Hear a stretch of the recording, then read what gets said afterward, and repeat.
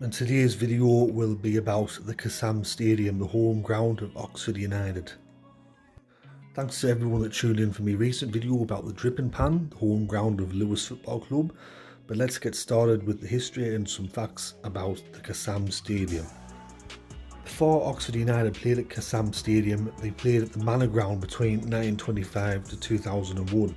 I did a video on this stadium. If you haven't watched it already, go and check it out. But towards the end of their time at the Manor ground, it became apparent that the club could not redevelop it and they had to find pastures anew. So it was announced on the 7th of June 1995 that Oxford United would be moving to a new stadium, which would be completed by the end of the decade. Oxford United began building their new stadium in 1996, however, the project was beset by financial issues and problems. In December 1997, work on the stadium was halted after contractors were not paid on time. In 1999, Oxford United were bought by Firoz Kassam for £1. He took over the club's debts, estimated to be in the region of £13 million. Before Kassam bought the club and took over their debts, no further work was done on the stadium until February 2000. It was also during this time when the stadium were being built that Oxford United's fortunes on the pitch started to dwindle. In 1996, the club were in Division 1, also known as the Championship these days. However, by the 2001-2002 season, they were in League 2, which is the 4th division of English football, having to sell most of their best players in order to stay afloat.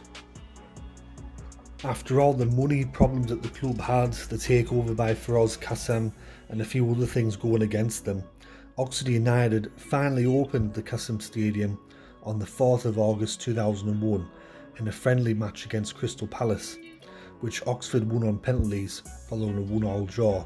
Paul Powell scored the first goal at the club's new ground. The first competitive match took place on the 11th of August 2001 against Rochdale in League 2. Oxford United lost the match 2-1 in front of a crowd of 7,842. On the 21st of March 2006, Firoz Kassam sold the club, including its debts, for approximately £2 million to Florida-based businessman Nick Merry. 2 years later, the club's chairman Nick Merry valued the stadium at £13 million and said that the price was non-negotiable for a buyer. In the same year, the club unveiled a bronze statue of an ox, which was erected outside the stadium. Now, a distinctive feature of this stadium, if you're new to football, is the fact that the Kassam Stadium only has 3 stands, with one stand being a car park as it is currently. The club was planning to have a stadium with all 4 stands, however, due to financial issues and the club being in a lower division, they never decided to build the 4th stand. I have read reports in the past that the club has been granted permission to build a 4th stand or a temporary structure. However, there's been lots of red tape and bureaucracy, and also they've had issues with the former owner, Firoz Kassam, so I think that as it stands now, there won't be a 4th stand being built anytime soon. Now, looking at some records at the stadium, the record attendance at the Kassam Stadium is 12,243, and that was for Oxford United's final match of the 2005/2006 League 2 season, a 3-2 defeat against Leyton Orient that sealed their relegation from the Football League. The club also suffered their equal worst ever loss in the league at the Kassam Stadium. The 23rd of December 2017, they lost against Wigan Athletic 7-0. The ground currently has a capacity of 12,500, and the 3 stands, the North Stand, formerly known as the Manor Hospital or Weber Barbecue Stand, is used for both the home and away supporters. The East Stand, formerly sponsored by Oxford Meal, is where more of the hardcore fans sit, you could say, and also the South Stand, which has a capacity of 4,495. Now, besides being used for football, between 2012 to 2015, The ground was the home of rugby union team London Welsh. And an interesting fact I read about the stadium was in 2001, the Bishop of Oxford conducted an exorcism after the feeling of a malicious force and the team's loss of 13 of their first 17 games at the new ground was blamed on a gypsy curse placed on the club by a Romani gypsy who had been evicted from the site during its construction a couple of years earlier. Now, there has been talks of Oxford United leaving the Kassam Stadium. In 2022 there was a report that they were looking at building a new stadium near Stratfield Blake at Kidlington.